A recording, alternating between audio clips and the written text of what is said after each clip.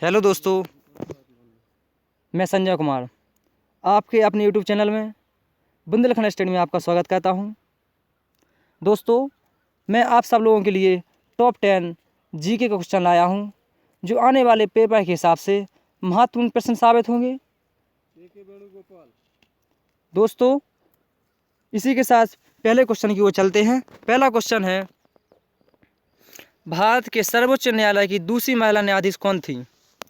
Option A M Fatima बीवी, option C लीला सेठ और ऑप्शन बी सुजाता बी मनोहर, ऑप्शन डी इनमें से कोई नहीं। तो दोस्तों, आशा करता हूँ इसका आंसर आपने चुन लिया होगा। इसका आंसर है option number B, Sujata B Manohar.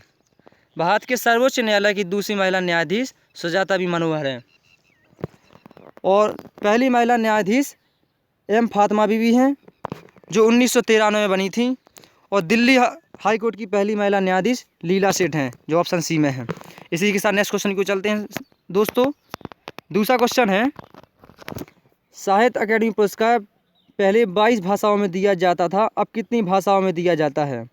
Option A 22 भाषा, ऑप्शन बी 23 भाषा, ऑप्शन सी 24 भाषा, ऑप्शन डी 25 भाषा।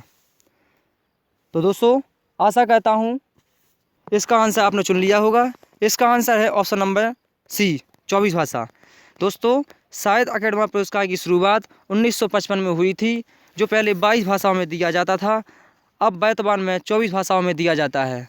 यह दो भाषाएं अंग्रेजी जुड़ी है और राजस्थानी जुड़ी है। दोस्तों, इसी के साथ नेक्स्ट क्वेश्चन की ओर चलते हैं। क्वेश्चन नंबर तीसरा है, कर्मोदय ग्रंथ के लेखक कौन है? Option A Narendra Modi, option B Rajnath Singh, option C Amit Shah, option D Ramnath Kovind. तो दोस्तों, इसी के साथ इसका आंसर है अमित शाह, ऑप्शन नंबर सी।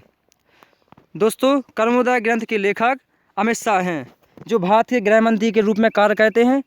इनका लोकसभा क्षेत्र है गुजरात की राजधानी गांधीनगर, जो कि साबरमती नदी के किनारे बसा हुआ है शहर। इसी के साथ नेक्स्ट क्वेश्चन की ओर चलते हैं। दोस्तों, चौथा क्वेश्चन है, भारत के न्यायालय किसने लिखा था? भारत के न्यायालय किसने लिखा था? तो option A Shashi Tharoor, option B Deepak Mishra, option C Ranjan Gogoi, option D Manmohan Singh. दोस्तों, आशा करता हूँ इसका आंसर आपने चुन लिया होगा। इसका आंसर है ऑप्शन सी रंजन गोगोई, जो भारत के सुप्रीम कोर्ट के 46वें न्यायाधीश थे, और दीपक मिश्रा 45वें न्यायाधीश थे, और 47वें न्यायाधीश जो वर्तमान में हैं शरद चंद्र बोबड़े हैं। इसी के साथ नेक्स्ट क्वेश्चन की ओर चलते हैं। दोस्तों, नेक्स्ट क्वेश्चन है क्वेश्चन नंबर 5। क्वेश्चन नंबर 5 है, पंचायती राज व्यवस्था सबसे पहले किस गांव से शुरू की गई थी?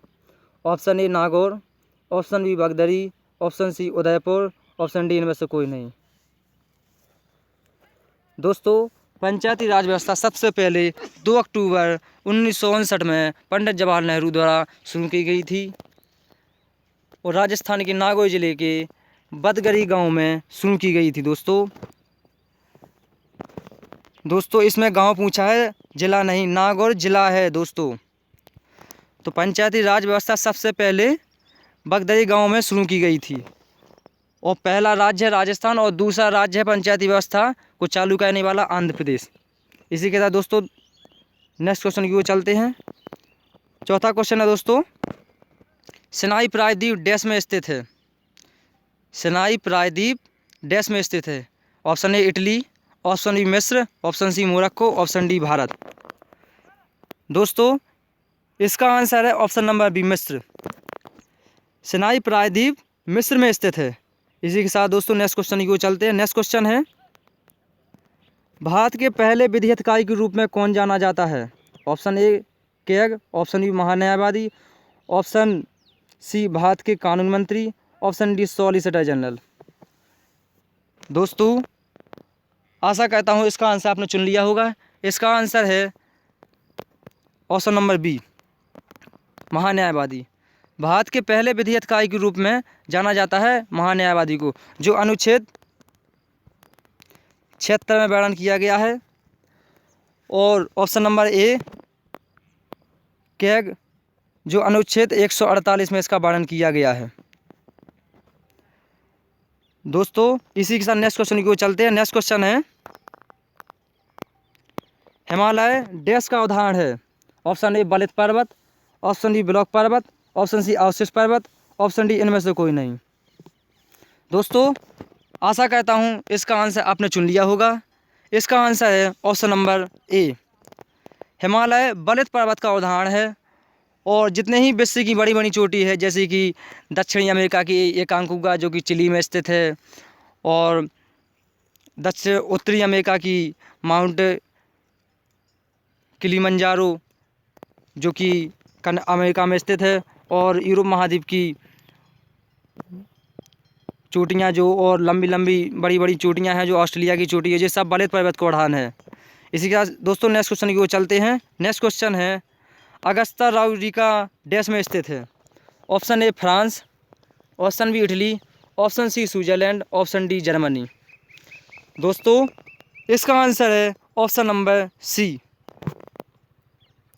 दोस्तों इसका आंसर ऑप्शन नंबर सी है, स्विट्जरलैंड में अगस्ता राउरिका स्थित है।